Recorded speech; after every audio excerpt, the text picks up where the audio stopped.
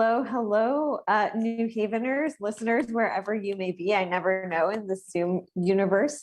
Welcome back to Arts Respond. We took a little break for August, but we are back. It feels like the entire world is in retrograde, but one thing that is not this week is Lit Fest. Elm City Lit Fest is the full title, which is coming up, and I'm very excited. So Lit Fest, which we're going to talk about on this episode, is September 11th and 12th, right in the heart of New Haven, behind the old Stetson Library and also People Get Ready books. So let me tell you who I have with me today. I have Ife Michelle Gardine. Ife is the founding director / goddess behind Lit Fest, and I would say a great lover of literature, of poetry, and of New Haven. So Ife, I'm so excited to have you with us, especially because I know that you are on the cusp of everything. Julia Stone is the program director for Lit Fest, and Julia's welcome. And this is a new role for you. Yes. But I would say you are not a new face to New Haven. Many New Haveners know and love both of you. So I'm really excited to have you both on the show. Let's hop right in. So Ife, I want to sort of get in the time machine just a little bit and talk about why Lit Fest was so important. So I remember the first little glimmers of Lit Fest in a police substation on Whaley Avenue at like 7 p.m. I think it was dark and gloomy outside, but it was beautiful and warm inside. And we were talking about Jhumpa Lahiri's The Namesake. And from that, there has been an explosion of creativity. So maybe walk listeners through that a little bit. So actually, I was away from New Haven for a while and moved back here in 2018 to care for my mom and live back to live.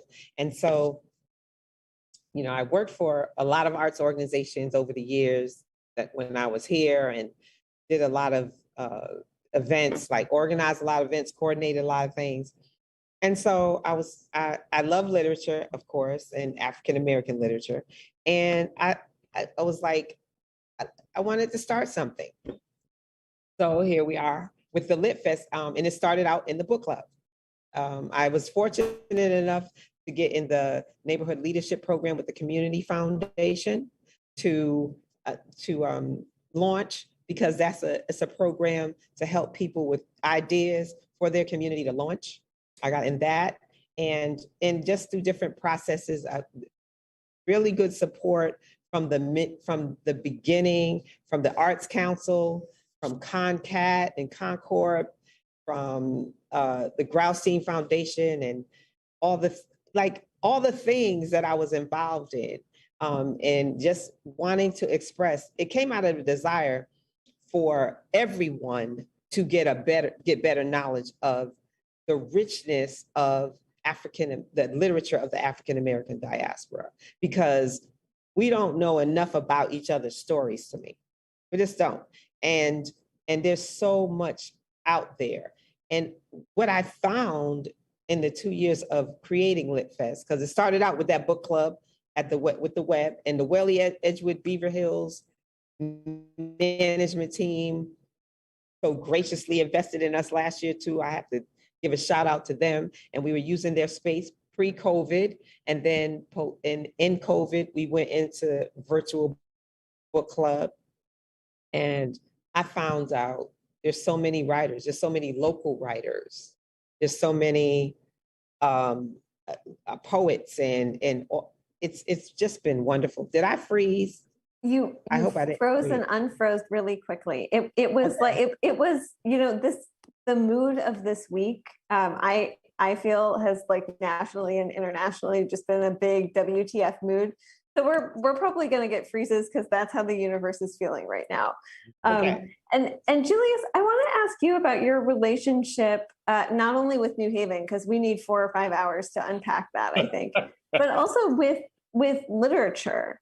So you and I have talked a couple times about representation and lack thereof in some of New Haven's civic spaces. So why was this really exciting for you to jump onto? Well, Funny enough, like my cousin, and who, if you didn't know, me and Ife are both related, and uh, it was one of those situations where I was home. I had actually come back from living abroad, and someone was like, "You need to reach out to Ife because he's working on something." And so I messaged her. She was like, "You're home?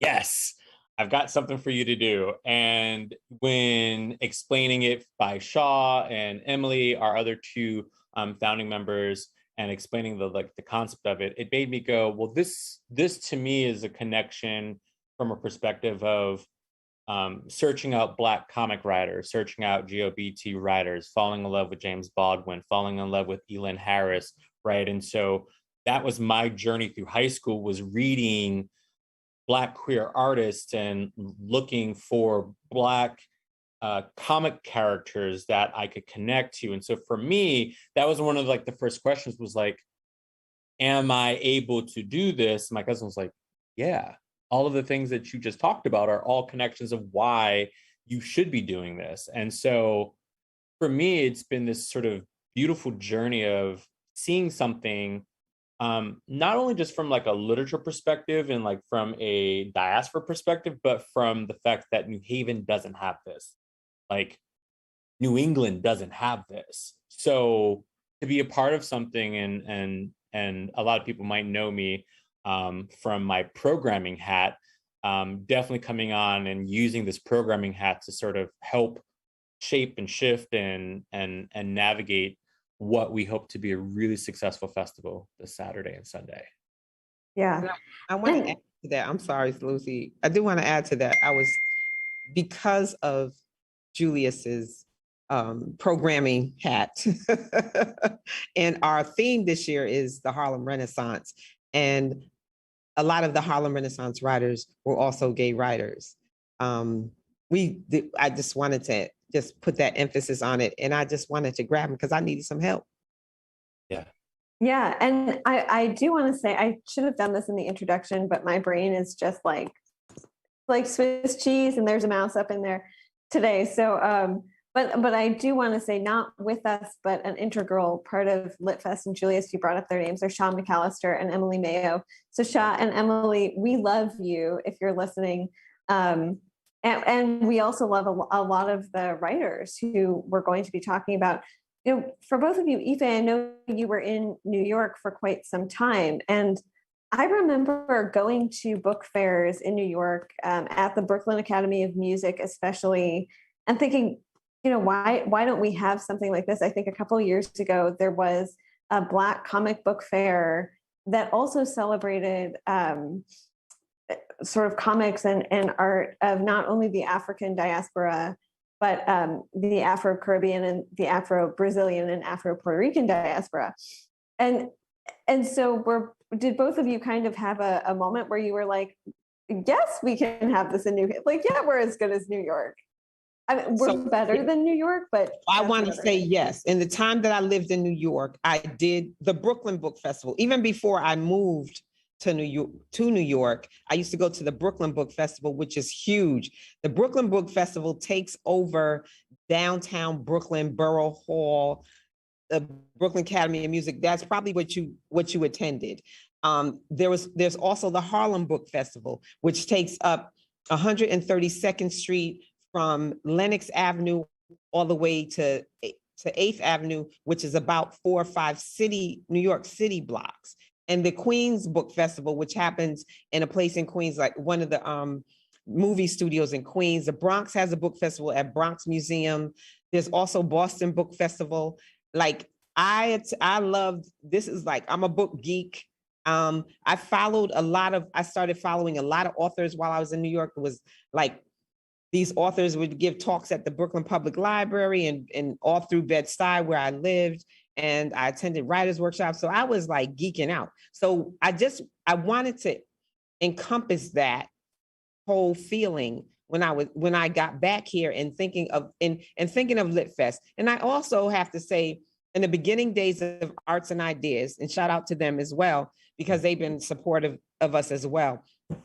That in the beginning years, 25, 26 years ago of Arts and Ideas, I was fortunate enough to sit in with Ann Calabrese, Jean Handley, and Roz Meyer, along with Alita, at times when they were planning it, because we worked at the Arts Council under Bitsy Clark at that time.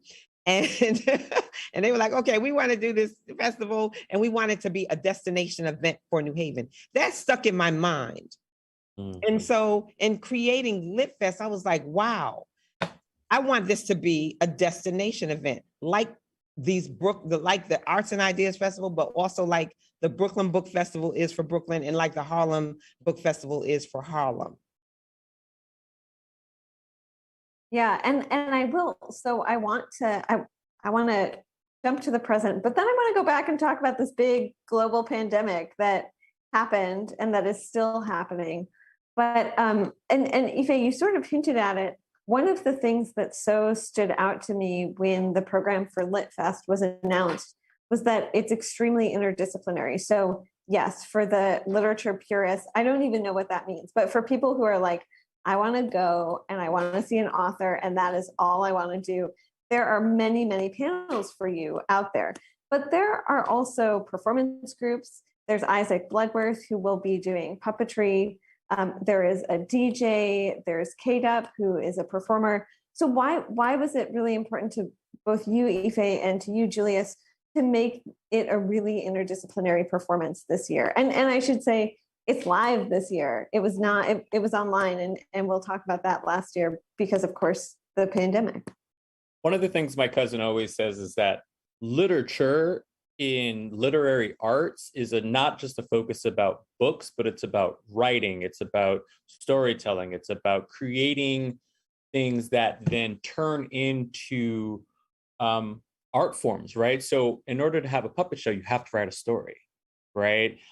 Music is written, and music fills stories, and those same stories that that the writers are writing to tell this form in a musicality is sort of the same thing that when a writer sits down to think about what they're trying to write their story about, they're sort of in that same brain of like, what am I trying to express? What is it that I want to put out there so I can feed this audience and feed myself, right? So we had this conversation and we were talking about what is it that we want to express. And we want folks to not get turned off by the word literature, because we know that there are certain communities that just, when you say literature, they're like, oh God, oh no, you're bringing me back to my ninth grade lit class. Well, we want to kind of take away that trauma and give people the experiences of realizing that literature and literary arts and literary artists are across all boards, right? They include actors, screenwriters, playwrights, storytellers, music artists. Like it is all encompassing. Every time we sit down to write something, we ourselves are being literary artists. And I think that's why we wanted to show that. And we wanted to show it from this intersectionality, but also the fact that, like, as a diaspora, we have made such an impact in all of those fields that it was important for us to show this at the festival. Yes, and the mission statement, and the mission statement for the Lit Fest is a celebration of, and lit is capital letters in all this, a celebration of literary arts, literary artists, and literature of the African diaspora. So in literary arts, it's encompassing, like, I love theater, and I've taken playwriting classes. I participated in the Long Wharf playwriting series with Universus. It's poetry. And I love all things cultural. I love all things, I'm in everything. and people, and again, like Julia said, we want people to think of literature, literary arts. It's another art form. And that's a celebration that is a part of things, but it's not always that. So yeah.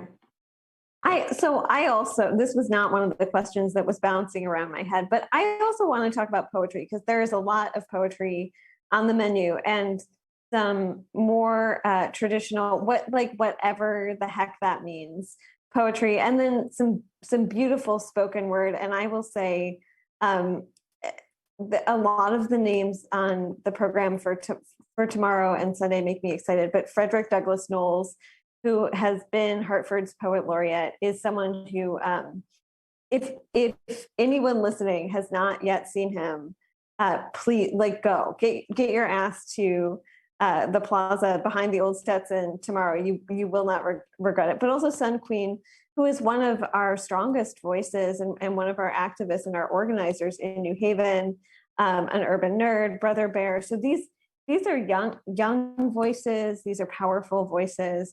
But I think that poetry often gets a bad rep. And Ife, I'm interested in how you are breaking down those barriers, because I also know in the darkness of COVID, poetry was something you turned to, and you shared space and shared poems from both the 20th century and more recently with people, mostly women, but with lots of folks over Zoom, when we were all in our homes. Yeah.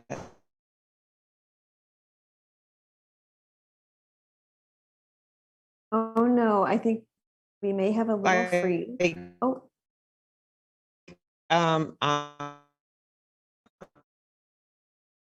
So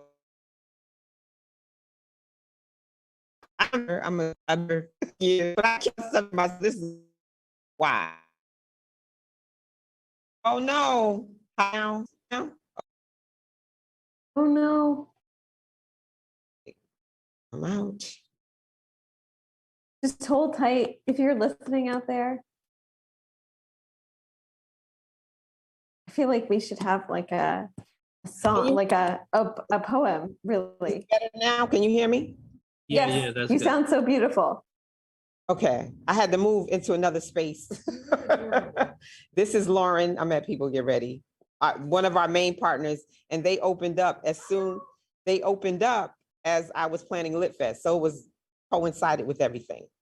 So as I was saying, I'm a writer, and I wanted a means to get my things out. And I have been also participating in writers' workshops and doing poetry with New York Writers Coalition and also online in other spaces. So that's a lot of reason why poetry. I want to say too, we were fortunate enough, Lit Fest this year, to take Sun Queen, Brother Bear, and New London's poet laureate, Josh Brown, urban nerd, to the New York Poetry Festival in July. And poetry is alive, y'all. There were people from all over the East Coast. And next year we plan to go back on the stage at Governor's Island. It was a beautiful day. We had a wonderful time and bring more poets. Like I want Connecticut represented at at this event. And I have to give a shout out to the poets of Hartford's Literary Integrated Trailblazers. And Zima Hutchins started that group, and Tashala Williams is also part of it. They will be poets featured as well. So we have local, regional, and global artists of the diaspora represented in the Lit Fest. And I'm also wondering, like, since we're on this, and then we'll move on. I really like poetry, so I'm totally biased in this category. Why do you think it gets such a bad rep? Do you think kids have a bad experience with it in school? Because I feel like people are like, oh, poetry. Ugh. I think traditionally it was something like I always loved poetry, like Gwendolyn Brooks. I mean, her stories were poetry. And then and Langston Hughes made stories in a poem. Like it's just that I always loved poetry, but I feel like it was something that was forced upon us and not enjoyed. But now that there are more teaching artists and more poets that teach the poetry from love, it's better accepted, because I'm telling you, I did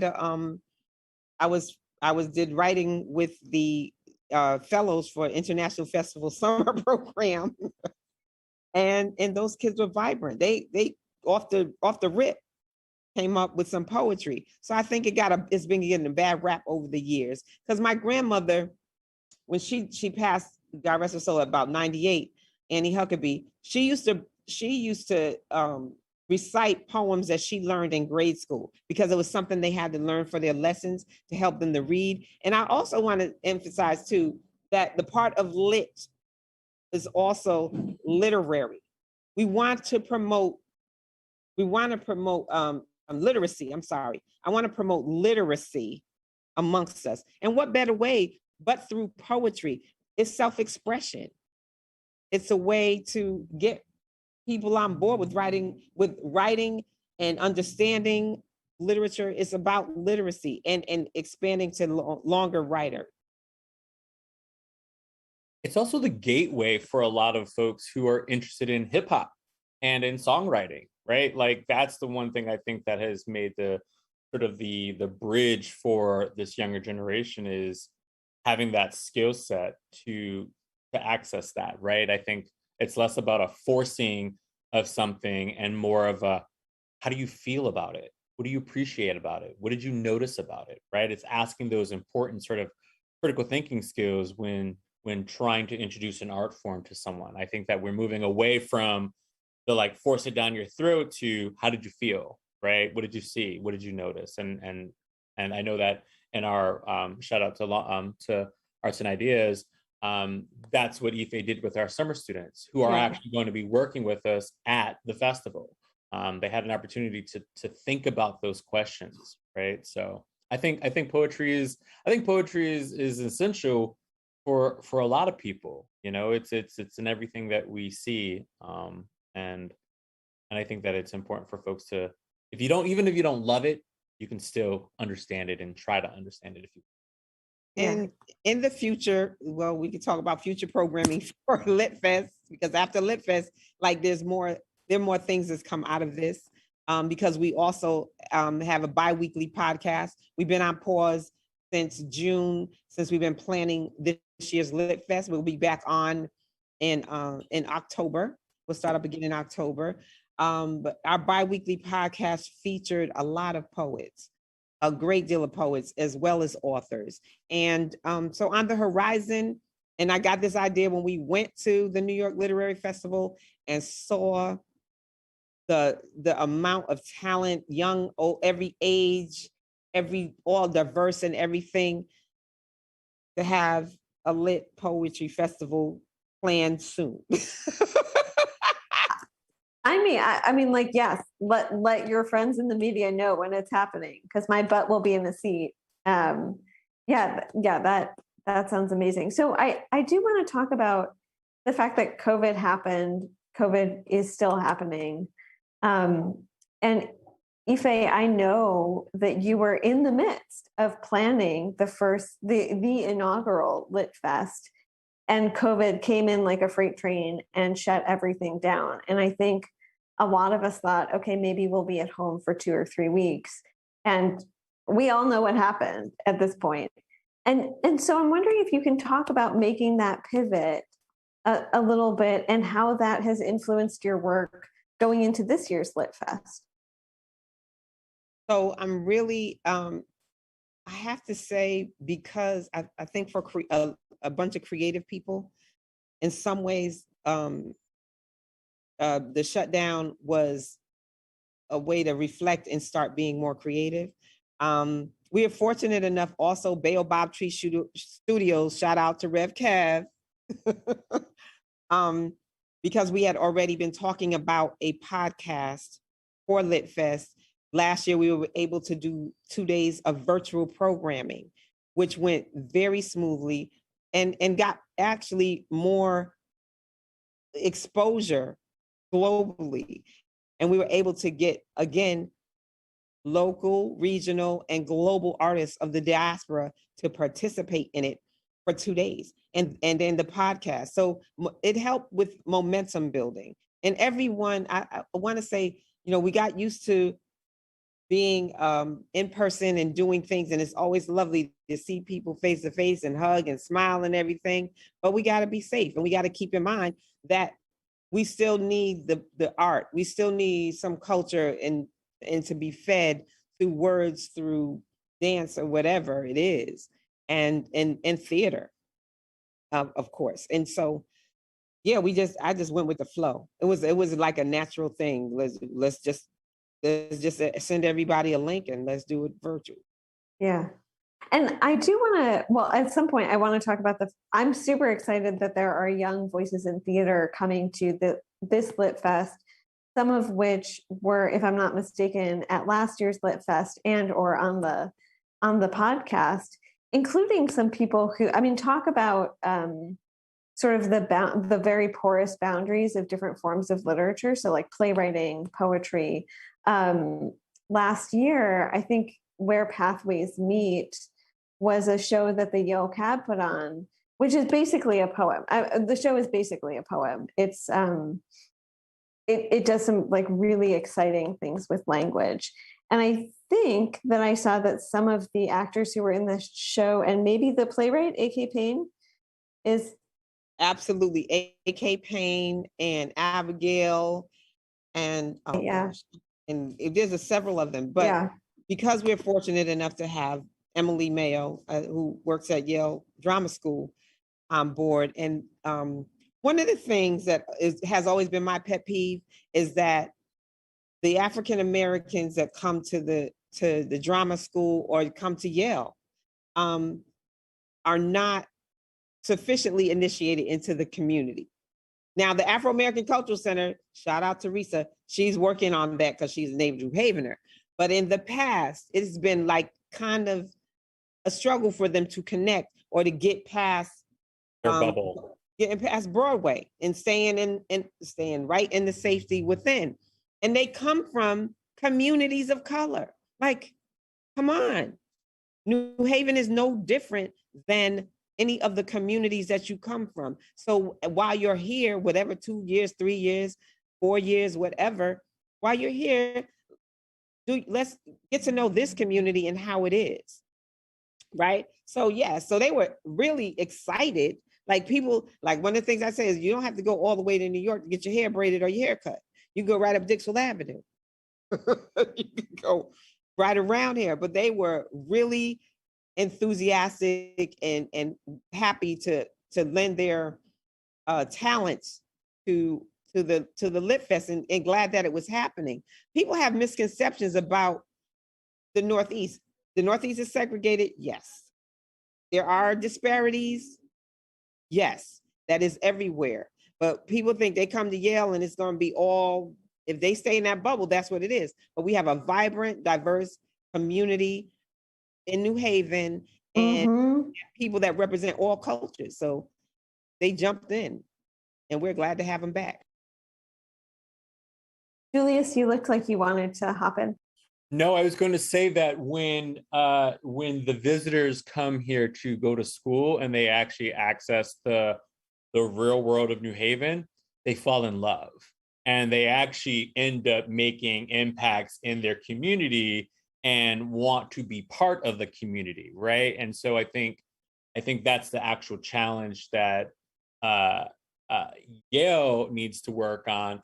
But for Lit Fest, I know it's us creating those pathways for everyone to come and have access to. So, you know, it's I think it's part of the problem of being in a college town is when does the college stop and when does the town begin, right? And so I think that that's the challenge of the whole town gown kind of situation is access your neighborhood. You know, like people who go to NYU access their neighborhoods, right? So, and there's tons of things going on. So I think New Haven and us trying to make this festival a destination is trying to make that more of a thing, right? You know, we've got the Caribbean Festival, we've got Lit Fest, we've got Arts and Ideas, we've got so many things. Play on Your Block by Long Wharf. I mean, there are so many things now that are activating our communities, which means that we have to start creating those conversations. And I think that's what Lit Fest is going to do this weekend. I'm also inspired by the Beinecke. Let's not forget the Beinecke. There's gems happening there and great programming that I've been enjoying since I've been back home. And the Wyndham Campbell Prize. Yes. That when I look forward to the Wyndham Campbell celebration every year. And hopefully soon, like, you know, because sometimes people have to come Mm. And I found that when I've been starting something and I've been approaching some folks at Yale, ain't no shade to them, but I've been approaching some folks and they're like, oh yeah, yeah. They always think you want something. I want collaboration.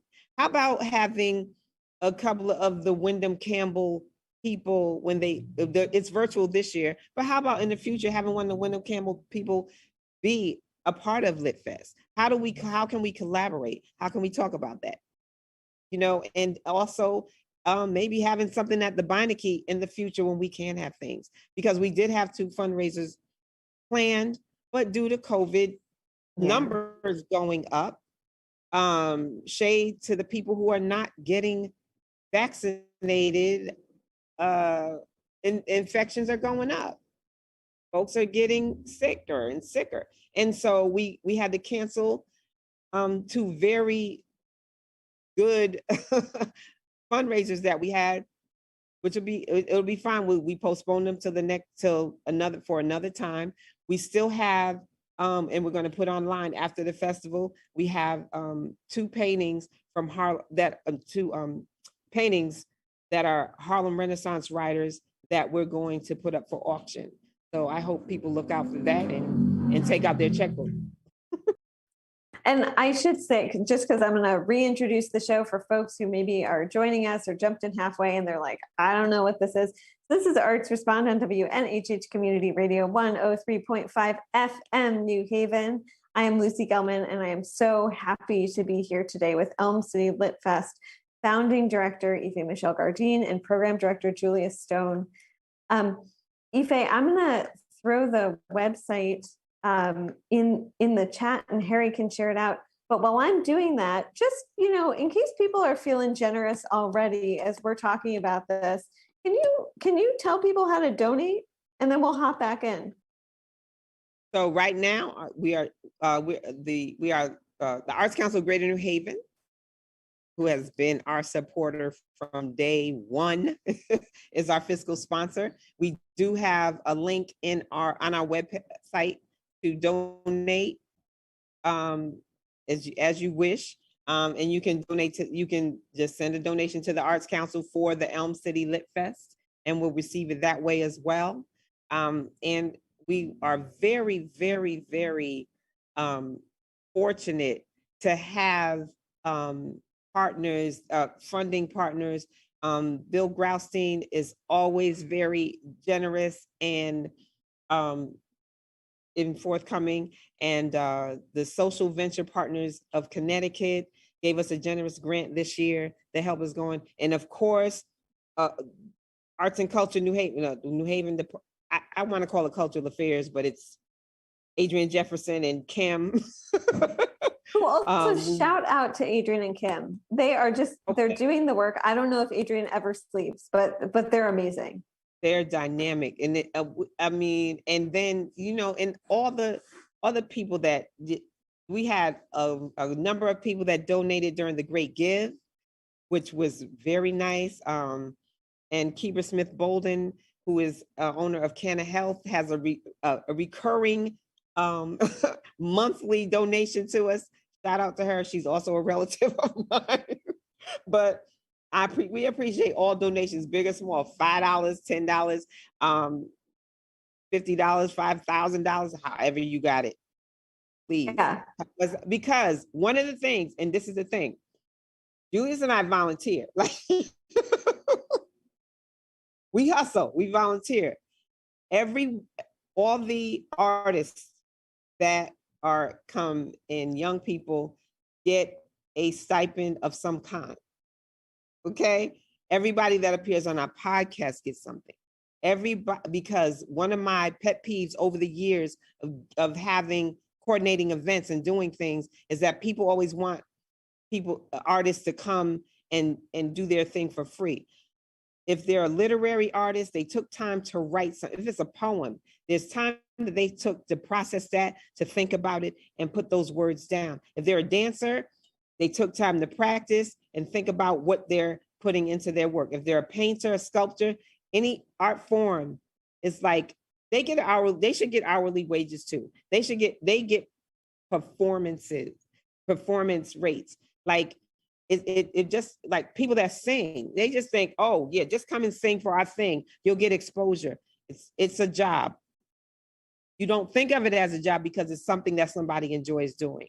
But one of the things that we do, so our funding goes to our production costs and to the artists. So I just want everybody to be clear. Absolutely. Is not self-serving. It's about generating and also having the artists understand the value for themselves, of themselves. A lot of these artists have books. We have 3 local writers coming on Sunday that so People Get Ready is going to host all of the events on Sunday, and you have to register on Eventbrite because we have to keep track of numbers, people, and we have to also track for COVID in case something happens. So we got to know who's coming. We want everybody to come. We'll accommodate as many as we can, being COVID compliant. But on Sunday, we have 3 local writers coming. Jasmine Gilchrist, Jay Wood, she does she does lesbian fiction. We have Tiffany Stewart, who has a book about her process and journey and mental health, and another young lady named Naomi Jones that also does fiction and stuff. There are 3 local New Haven living writers, grew up here, and they're getting their books out. They're on Amazon and stuff, but we need to support the people locally. Yes. So, yeah. So I want to ask why the Harlem Renaissance? One, I know we're about at the centenary mark. We're a little over, depending on when you think the Harlem Renaissance started, and I know that can get controversial. But 2, maybe there doesn't have to be an answer beyond because it was the Harlem Renaissance. Like it can always be themed on the Harlem Renaissance, and I feel like you would still never run out of material. And I do just want to really quickly shout out that there is a keynote from Lucy Hurston, the niece of Zora Neale Hurston, happening at People Get Ready Books on September 12th, which is Sunday at 1:45. Because it's indoors, and I know Ife just said this, but register for that if you are interested. Get on that Eventbrite page. So for me and growing up, the Harlem Renaissance writers were that was my introduction to African American literature, the stories, to the richness of it. And after I started like looking into the Harlem Renaissance more as I got older, it was a time of them thriving and supporting each other. Multi-artists, artists of all genres supported each other and just did everything. And I feel like this is a Renaissance time in New Haven. It's a very vibrant time for artists and to be showcased. The Arts Council I was on the panel for the creative arts sector funding, and there's so many, and we got Create the Vote, and we have this, and like, there's so many opportunities, and there's so many artists out there that need these opportunities that have been in the game so long, like feeling like, oh my God, no, like, I want to say we are living artists. We're not struggling artists. We're not. It's a position. It's a what? An occupation like anything else. It's something to strive for like everything else. So that's why Harlem Renaissance, because that was a time that is so vibrant and it was so supportive of the arts. And so that's what we wanted to emphasize this year. Julius, I'm interested now. What was your gateway into literature? Was it also the Harlem Renaissance, or was there a book where you read, earlier you mentioned Baldwin, especially, who is arguably the greatest writer of the 20th century in America, or like in the world. Did you have that gateway piece that you come back to over and over again? Yeah.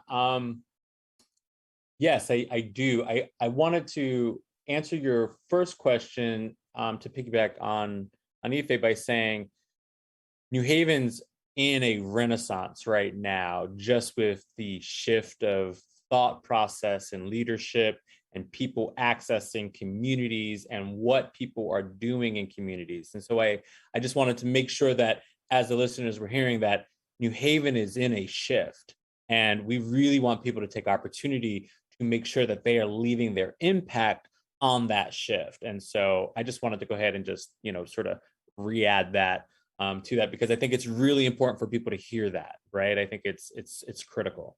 For me personally, I don't think that my literary sort of love or understanding didn't happen until I was a freshman in college and I was gifted Giovanni's Room.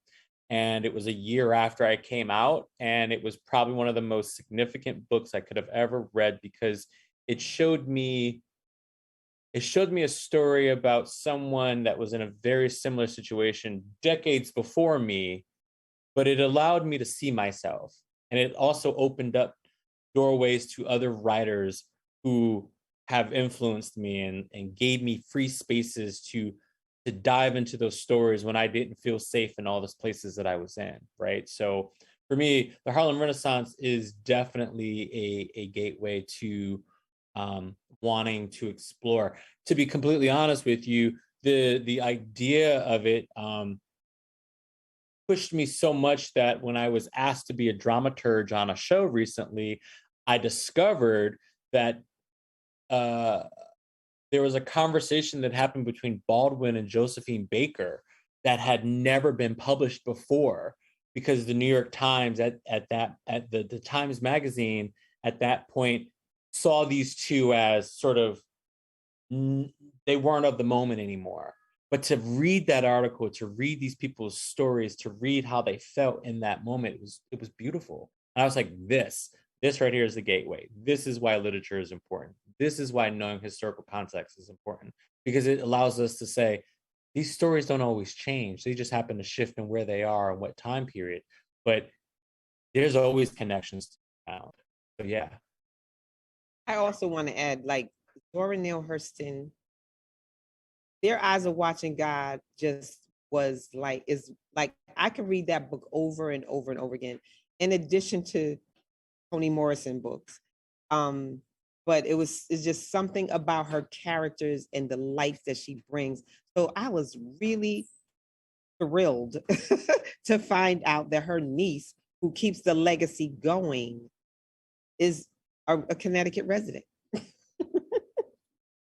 and was a friend of our friend Bill Foster, who supports us all the time as well. So I just feel I feel so full, because it's like the things that I love, the love of literature. We're going to have a book talk on Sunday as well with the head librarian at the Mitchell, Marion Huggins. Marion Huggins has been running the Urban Book Club for a couple of years now, and has a nice following. And with Sharon Brooks, who's a New Haven native, who loves book club. She's been having a women's traveling book club, meeting in each other's living rooms and sipping wine and kikiing with books.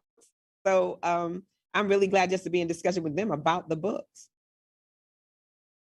So we have about 8 minutes left, and first of all, my spirits feel very buoyed by this. But both of you have described a really hopeful moment in New Haven, and I actually think that is significant and interesting, because some folks have had trouble finding hope in what has been a very dark 16 or 18-month period, and a city that is still deeply segregated and right now very much struggling. And so I'm wondering, for both of you, for people who are hearing this, how can they be part of that renaissance? How can they support that renaissance as well, starting with getting their butts in seats tomorrow and maybe pitching $5 to $5 million to LitFest? I would say there for artists or people that may feel that they're alone. There's like, oh my God, reach out. Like, you can join the Arts Council for free, and that's a resource there. One of the other things that I've been planning even before Lit Fest was to have a collective. And Adrian Jefferson started a statewide collective of arts administrators and artists. I want, there's space to nurture.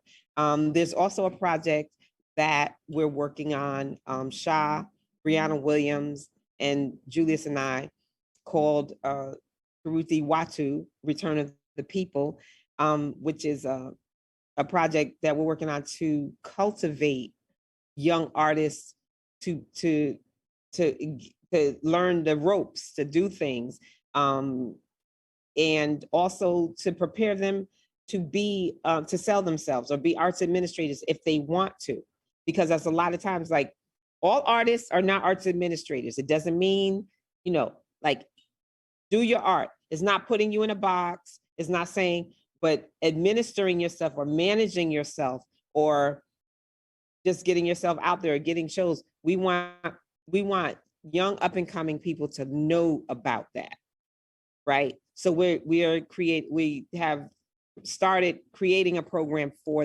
that. So there's more news about that to come. But get yourself out there. And for those of you that have some money and feeling some kind of way, like, make a contribution. Simple as that. The Arts Council, again, has the creative arts relief sector. Make a contribution. They're giving money to artists so they can live and do their art. And make a contribution to Lit Fest, to Collective Consciousness Theater Company, to anything creative. Ice the Beef, they're going to be doing performances. Make a contribution to them. There's a lot of, and start by the resource of the Arts Council. I can't say it enough. Yeah. So I want to focus what I'm going to say to anyone that's under the age of 40. Don't feel like you are limited to what's in front of you, because the reality of it is that if all you're doing is focusing on what's in front of you, you're missing out on all of the other spectrums of stuff that's happening. And as Ife was saying, Arts Council, they're Facebook, on Instagram. I mean, people are posting things, right? Like, if you want to be involved in something, start a project, right? Go and check in, seeing who's doing what. I was watching something by Issa Rae the other day, and she was talking about stop trying to reach up for the Spike Lees and the Avas, and start reaching next to your coworker who's like, I'm working on a project. You got time? Are you interested in this? And it really, that really sat with me. I was just like, I just watched this. And so that's why it's fresh for me, because it's like, that's exactly how Lit Fest happened. It literally was like, hey, what are you doing? Do you have time? And I think that means if you're young and you're hungry and you want to do something, then keep your ears to the grindstone and wait for these programs. There's access to so much. Shout out to District Arts and Education for giving us space and for serving our youth population, right? Like, there are just so many organizations that are creating these spaces and are allowing folks to want to find the things that they want to do. The thing you have to do is you got to just show up. And so I say to that, show up for yourself. And that's when the projects will start. That's when the artwork will start. Like, yeah, it's dark. It's dark for everyone, but you gotta walk through it. You gotta open up the umbrella. You gotta put the sunglasses on. You gotta do what you have to do in order for your project to be, your art to be, the business to be. You have to be able to walk through it to start it. I mean, if we didn't, Lit Fest wouldn't even be a thing. There's also resources like the Community Foundation, and now the Prosperity Fund as well. Yep. And again, District Arts and Education is free website development training, free. What else do they do, Julie? They do website development. They do a lot. Development. Shout out to Al. Shout out to Kylie and Anissa over there. Like, that team is amazing, and they're just.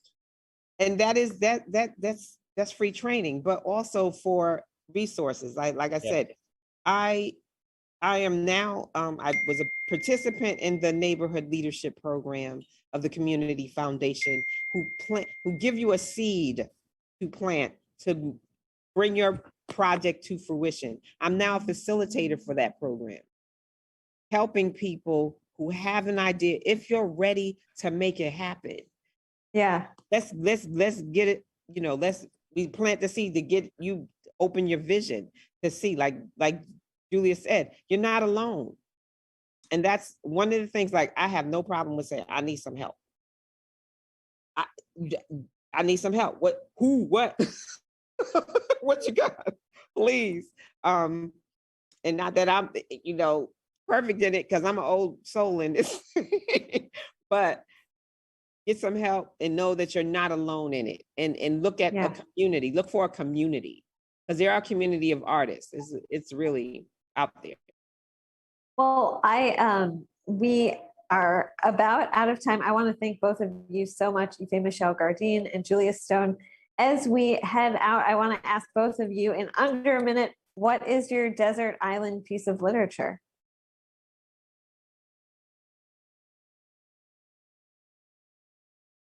A Toni Morrison series. And you're tricky, because that's like multiple books. Yes. Julia. Oh, you're on mute, my dear. I would say if it had a desert series, because I've only read one book, it would be Octavia Butler's a full collection, because I know that there'd be things that I can go back and reread and stuff that'll help me forget that I'm on a desert island. So that's what it would be. I want to thank you both so much. Please go to Lit Fest Saturday and Sunday, September 11th and 12th at the plaza behind the old Stetson Library and People Get Ready Books. You can find out more at their website, which is on Facebook under this interview, and we will put the link to the website on SoundCloud as well. Thank you both and have a beautiful weekend. And thank you to Harry, the guy behind the controls. Harry, you're the best. Yes, Harry. Thank you for keeping us on. Blessings.